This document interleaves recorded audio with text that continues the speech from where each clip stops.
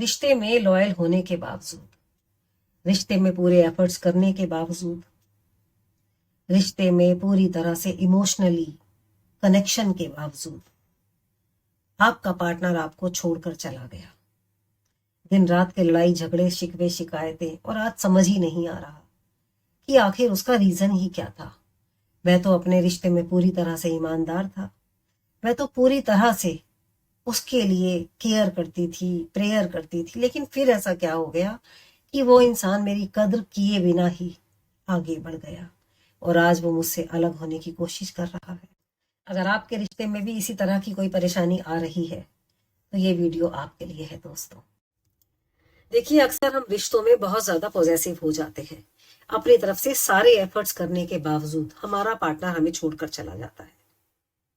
अब उसका क्या कारण हो सकता है? आप तो अपनी जगह लॉयल भी थे, आप उसको टाइम भी देते थे, आप उसके लिए सब कुछ करते थे जिससे कि उसको खुशी मिले, लेकिन फिर भी आप तो उसके पीछे पीछे घूमते रहते थे, रोते थे, गिड़गिड़ाते थे।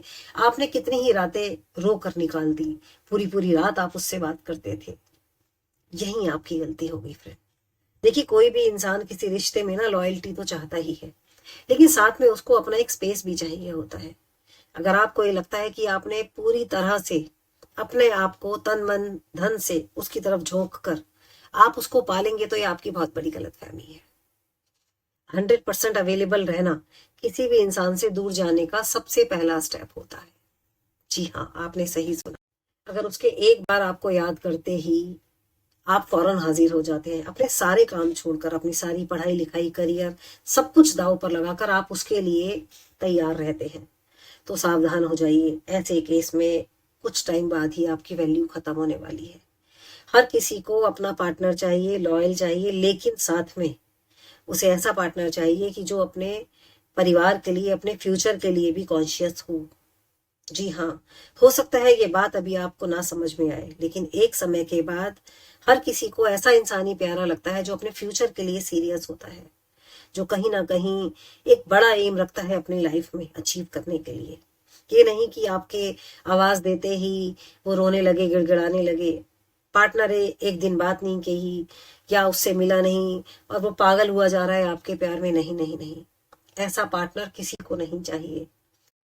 कई बार हमें लगता है तो हम तो उसके पीछे रो रहे थे, गिड़गड़ा रहे थे, लेकिन उसको हमारे प्यार की भाषा क्यों नहीं समझ में आई? वो क्यों नहीं अंडरस्टैंड कर सका कि मैं उसे कितना प्यार करता हूँ, मेरी जिंदगी में उसके अलावा कुछ भी नहीं। ये हमारी दूसरी गलती होती है दोस्तों। देखिए, जब हम किसी सामने वाले को ये एहसास दिला देते हैं ना कि हम उसके बिना कुछ भी नहीं है, बिल्कुल जीरो है, तो वो आपको जीरो ही मान लेता है।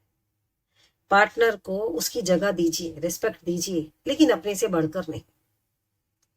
जो लोग अपने आप से ऊपर जाकर उस इंसान को वैल्यू देते हैं ना, अक्सर वो लोग लास्ट में अकेले ही रह जाते हैं और रोते गिड़गिड़ाते रह जाते हैं। किसी के पीछे रोना, तड़पना पागलपन लगता है। अपने करियर के पीछे आप पागल बनिए। वो इंसान अगर आपको प्यार करता होगा कहीं छोड़कर नहीं जाएगा, लेकिन अगर आपके ज्यादा पॉजेसिव होने के बाद एक दिन ऐसा जरूर आएगा कि वो इंसान आपसे फेड अप हो जाएगा। किसी को प्यार करते समय ये जरूर ध्यान रखिए कि आप सबसे पहले अपने आप को प्यार करते हैं। उसको वैल्यू दीजिए, लेकिन अपने से ऊपर नहीं। किसी के पीछे रोने गिड़गिड़ाने से ये साबित हो जाता है कि आप एक रोतुई इंसान हो।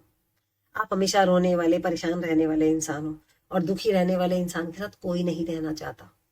इसलिए अपनी लाइफ में आगे बढ़िए, खुश रहिए, सामने वाले को भी स्पेस दीजिए।